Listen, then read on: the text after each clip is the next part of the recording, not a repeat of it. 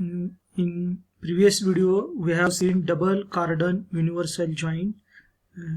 In these two units it consists of two closely spaced cross and yoke joints with special link yoke. Okay, here is the cardial joint and here is the spatial yoke. Okay, here you will observe that in 3D drawing this is the cardian joint 1, cardian joint 2, and this is the spatial link which will adjust in the length. And even though this link is having varying velocity, increase or decrease, but the input and output velocity remains constant. This is the main advantage of this double cordon universal joint. Even though this is more expensive, people or the car which is having luxurious cars or more cost, they are using this type of joint because these are minimum noise and vibrations. Okay, and people are ready to pay the cost because they want a smooth operations, okay, or smooth traveling. That's why this joint is preferred. Okay, so I think you have understood the working of the double universal joint. Okay, it is very simple, and in this 3D diagram you are observing how it is working. Okay, here is the slip or spatial link and these are the two cordino joints.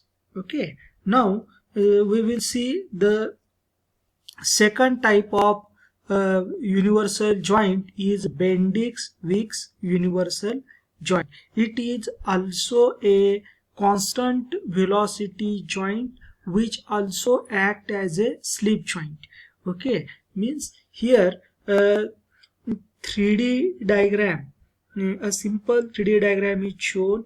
This is link number 1, driver and driver link, and which is having a grooves. Okay, this you will observe that here it is shown by green, and this arm is having spider arm is having grooves. Okay, and each grooves is having ball, and this second spider arm will be gripped on this in such a way that the motion of one set of spider arm is transferred to the other spider arms by steel wedge in grooves. Okay, that are the cut and angle so that the ball always operate in a plane which bisects the joint's operating angle, and that's why it is possible to get a constant velocity due to its construction. Due to its construction, these balls and the slots have arranged such a way that there it operates at constant velocity. Okay, here the practical Bendix universal joint is shown. These are usually used in front wheel drives where steering is another universal joint is required. Okay, means in that case here constant velocity as well as slip joint both is done by these two sliders arrangement. Okay, this is slider 1 and slider 2. Okay, this is a very simple universal joint, as well as we will see the ball and trunnion joint. Okay, here the same construction, these two ball and trunnion joint both will act as a universal joint and a slip joint. Okay, here the construction is the axial movement within the joint has no separate joint is necessary. The balls are mounted on a spider through a needle bearings. Here the balls are mounted through the needle bearings. Each ball fits in a partially cylindrical housing bore that runs in a axial direction. Okay, this will run in an axial direction, and this provides a means to drive through a joint in a radial direction and allows a slip in axial direction. Okay, here the uh, ball and thumb joint is used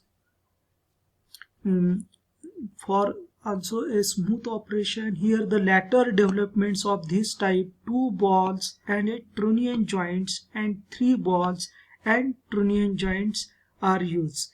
Okay, and the use of 3 equally spaced ball causes the joint to transfer constant velocity motion to the output shaft. Okay, here the power is from gearbox to propeller shaft, and now the propeller shaft to the differential. And in this case you are using 3 equally spaced balls so that you will get a constant velocity motion at the output of the shaft also. This type of joint is ideal for inside joint on the front wheel drive vehicle. When the vehicle is front wheel drive, the motion, the gearbox power is given to the front wheel drive. At that time, this type of ball and trunnion joint is used because it eliminates the slip joint and transfers constant velocity motion. There is no need of slip joint in this ball and trunnion joint because they have make an arrangement or construction in such a way that the drive through the joint in radial direction and allows the slip in axial direction. Okay, this is the body, this is the ball, and here is the propeller shaft, and this is the compensating spring and compensation plant. All this is a construction, and I think you have understood this.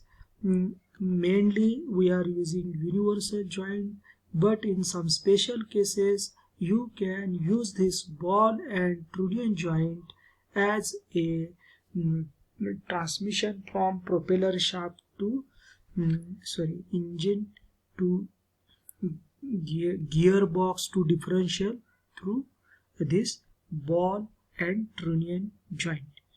Okay, now we will see once again what type of joints we have discussed. Initially we have discussed hook joint, then next double cardan universal joint, then third is Bendix Wicks universal joint, and fourth is ball and trunnion joint. Now we will see the servicing of propeller shaft.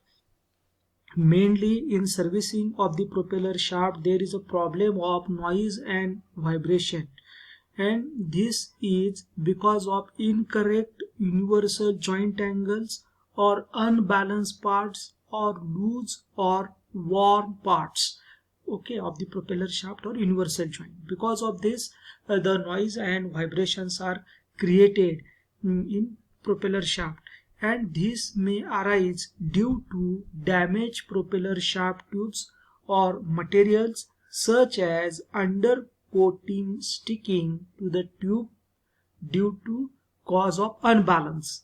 Okay, here also propeller shaft and universal joint servicing should be done periodically. Okay, and you have to also make proper cleaning and greasing of the joint so that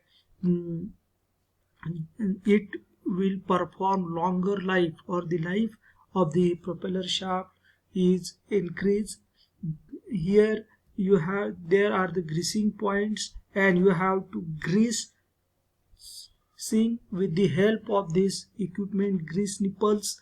There are greasing can be done about every 3,000 miles journey. You have to take maintain this propeller shaft. Greasing, cleaning can be done properly. Okay, now you have to also check the propeller shaft. What should be done during the checking of propeller shaft? You have to check the universal joint angles. You have to check the propeller shaft runout. You know axial runout and radial runout. Here you have to check the runout near the joint should be less than 0.01 inch, and the runout in the center of the shaft should be less than 0.15 inch.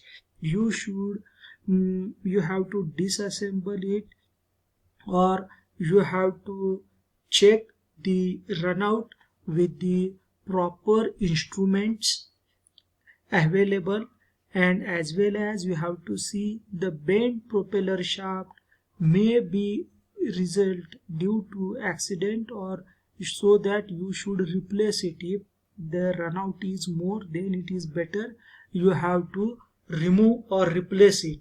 Also you have to check the balancing of the shaft. If it is not proper, then you have to make it balance.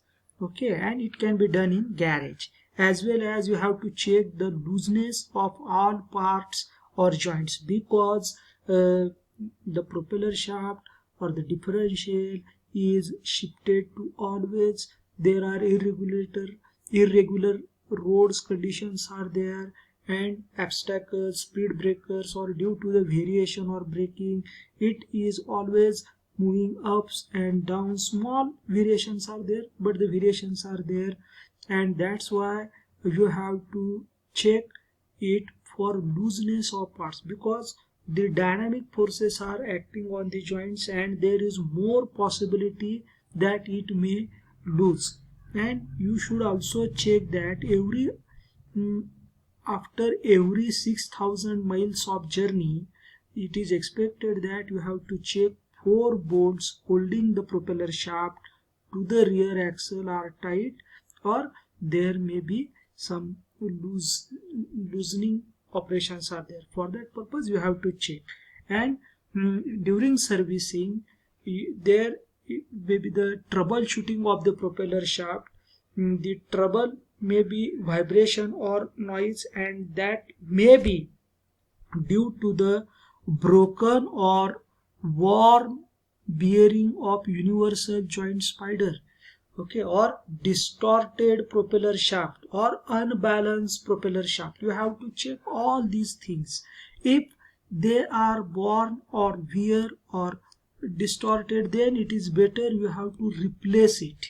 Okay, and there may be chances that the propeller shaft may be loose. At that time you have to retighten it. Okay, you have to retighten it so that there will be less vibration and noise. The next is noise occurring at standing, starting, or during coasting. Okay, and this noise in the propeller shaft is due to worn and damaged universal joint, worn or propeller shaft splines are damaged, or due to the lack of lubrication. As I already told that you should make a proper greasing, as well as you have to check the propeller shaft. You will observe that first 3 are same here.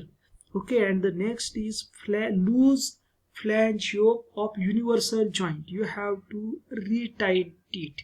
Where there is a loose mechanical parts, you have to retighten it. If there is worn or damaged part, then you have to replace it. Okay, this is the simple servicing of the propeller shaft, because it is very important for safety of the vehicle on the road and safety of the driver or passengers. Okay, you have to take care of servicing of propeller